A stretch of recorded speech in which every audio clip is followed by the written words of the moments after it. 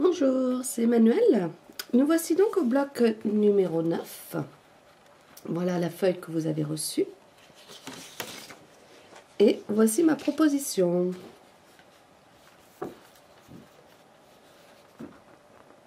Donc, si vous faites seulement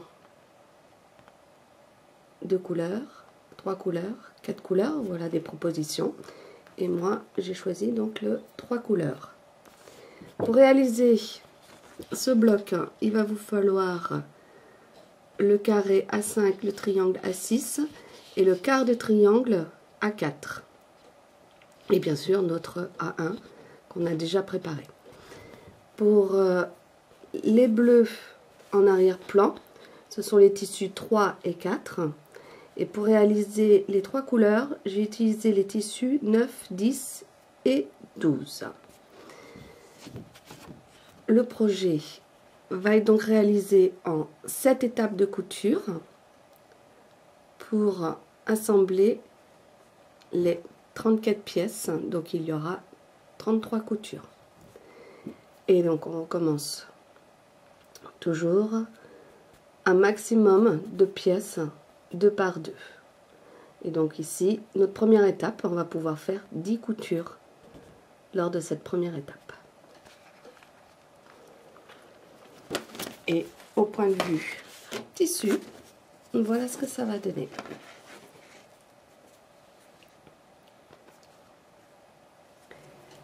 Hello, my name is Emmanuelle and this is block number 9. This is the sheet that I sent you to have fun with, and this is my suggestion. So you can either use 2 colors, 3 colors, 4 colors eventually, and I will be using 3 colors. The background is with fabric number 3 and number 4, and to do these new squares I will be using fabric 9, 10 and 12 if you wish to make it identical to me. The templates that I used and that you will be needing for these shapes are the square A5, the half triangle A6, and the quarter triangle A4. And the project will be sewn together in 7 steps to assemble all 34 pieces. And so we're going to start with sewing 2 by 2, maximum of 2 by 2s that we can. So in this first step we will have 10 possibilities to sew in this first step.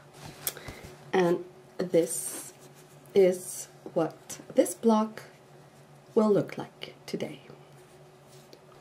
Alors voilà, donc j'ai fait toutes mes coutures d'un seul coup, d'accord? Maintenant je prends mes éléments et j'écarte les coutures. Voici à quoi ressemble mon plateau, d'accord? Donc maintenant, il faut que je remette mes éléments sur mon plateau. Donc pour pas me tromper de comment remettre les éléments sur mon plateau, c'est pour ça que je pense qu'il est utile d'avoir fait votre dessin. Ou alors, si vous n'utilisez pas votre feuille, ce que je vous conseille, c'est de mettre tous vos éléments, de prendre une photo, et ensuite de faire appel à votre photo pour ensuite replacer vos éléments. Donc moi, du fait que j'ai mon plan, ici, je sais que ma pièce, je dois la replacer là. Et je vais replacer toutes mes pièces sur mon plateau avant de passer à l'étape suivante. Okay, so I've finished sewing all my pieces together.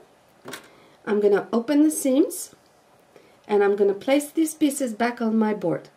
Now, this is what my board looks like, okay? And I don't want to replace my piece in the wrong position, so that's why I have prepared my design previously. Now, if you don't want to color in your entire paper or whatever, once you've placed all your pieces on your board, then take a picture. Just take a quick picture of it, and then once you're back into placing your pieces, just double check that it corresponds to your picture. So because I have my paper, I know that this piece goes like this.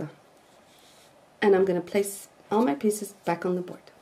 Alors voilà, mes pièces sont remises en position, les coutures ouvertes.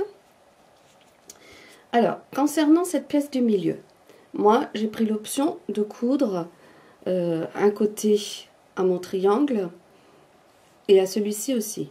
Vous auriez très bien pu coudre ces deux pièces ensemble pour former le diamant central et faire comme pour les blocs précédents, venir ensuite coudre les coins. Il y a aussi le fait que dans une vidéo, j'ouvre toutes mes coutures, dans une autre, je mets mes coutures sur le côté. Ça dépend, il y a plusieurs possibilités, il n'y a pas de règle là-dessus, c'est en fonction de ce que vous préférez. C'est aussi une question aussi d'anticiper quand vous allez faire votre quilting. Si vous faites votre quilting sur ici, là, dans ce cas-là, il ne faut pas ouvrir votre couture. Il faut placer toutes vos coutures sur le côté. Parce que si vous faites votre quilting à l'intersection, là, et ben, en fin de compte, vous serez en train de faire votre quilting là où se trouve la couture. Donc, c'est la couture que vous allez être en train d'emporter et non pas le tissu. Donc, par contre, si vous faites un quilting sur le côté, dans ce cas-là, il faut ouvrir. Donc, c'est à vous de voir. Moi, j'ai pris l'option de faire mes pièces comme ça, mais à savoir qu'il y a plusieurs possibilités. Okay, so here we're back with all the pieces in place. So this is what it looks like. I've opened all my seams. And here, I've taken the decision to sew my side pieces to my triangles.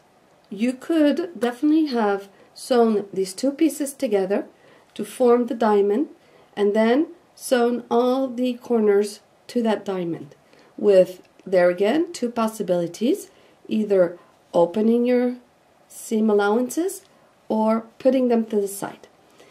The main reason that you would want to put your seams to the side is if you do your quilting in the ditch, meaning if you quilt right there between the two colors, then in that case definitely you need to put your fabric to a side, because if you quilt it the way it is right there, you're actually quilting the thread of your seam and not the fabric. In the previous videos, there's an example where I opened my seam and another one where I put the seam to the side. You decide if there's one that you prefer to the other. There's really no difference. Alors, donc nous voici à la deuxième étape de couture. Donc là, il va y avoir 10 coutures qui vont être réalisées. Moi, j'aime bien faire mes coutures à l'horizontale. Donc, je vais prendre toutes mes pièces dans ce sens-là. Okay, so our second step of sewing step is this one. We will have 10 sewing pieces together. Okay, now I do things horizontally, so I will be assembling all my pieces like this. J'ai replacé toutes mes pièces sur mon plateau. Ici, ça me fait donc les fameuses petites bosses. Et je vais mettre cette bosse-là contre cette bosse-là pour l'étape suivante. Voilà, et ensuite je vais coudre. Ici, j'ai ouvert mes coutures et je vais placer mes deux pièces l'une sur l'autre. Et je ne vais pas chercher à aligner mes coutures ou quoi que ce soit, je vais juste chercher à ce que ma forme tombe pile poil. Voilà. Voilà, ce qu'on cherche, c'est que notre forme tombe pile poil.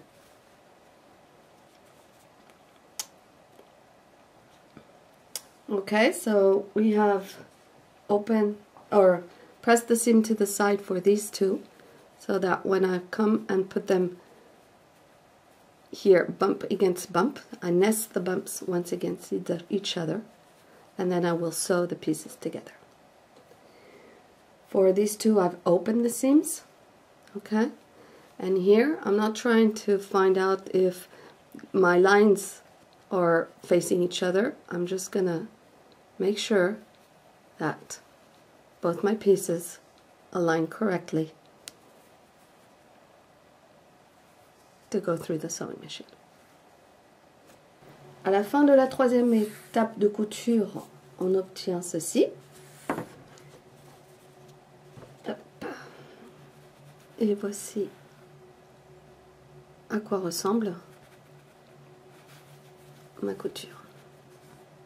Et derrière, après, j'écarte ma couture. Mais grâce à ce système de placer votre couture d'un côté et de l'autre ici, vous devriez obtenir vraiment un centre très propre.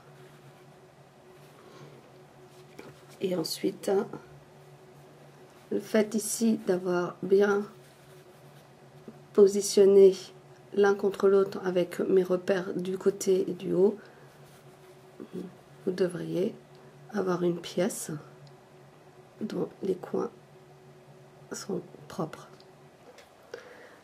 Très important, la marge de couture d'1/4 de inch. Si vous n'obtenez pas ça, c'est parce que peut-être que votre pied n'est pas correct, d'accord? Donc je rappelle, pour bien travailler avec les gabarits de Marty Michel, il vous faut vraiment ce pied avec 1/4 de inch et avec un rebord en métal surtout. Moi je conseille, c'est le rebord en métal, d'accord?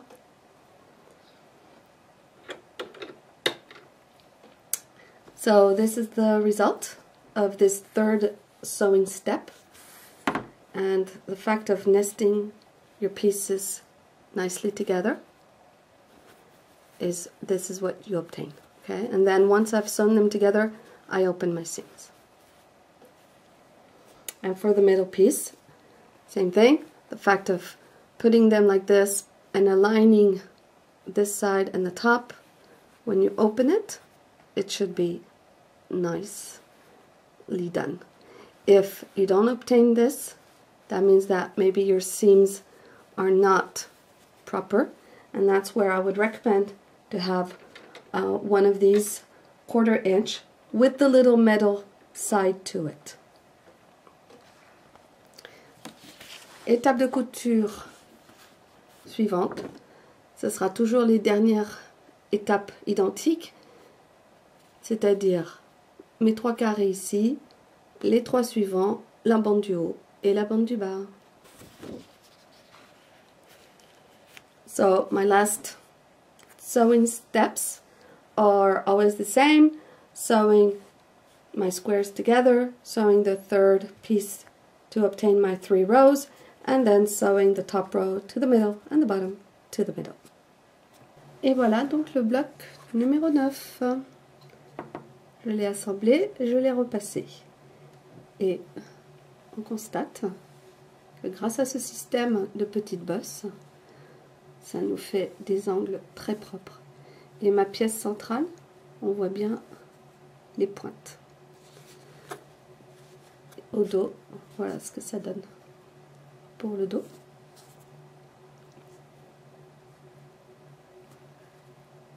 And here is block number 9.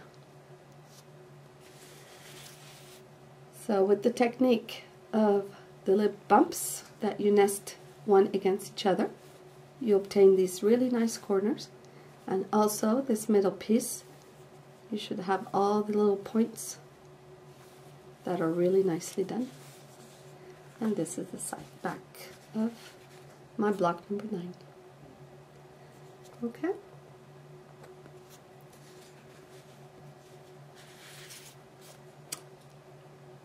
Bye bye.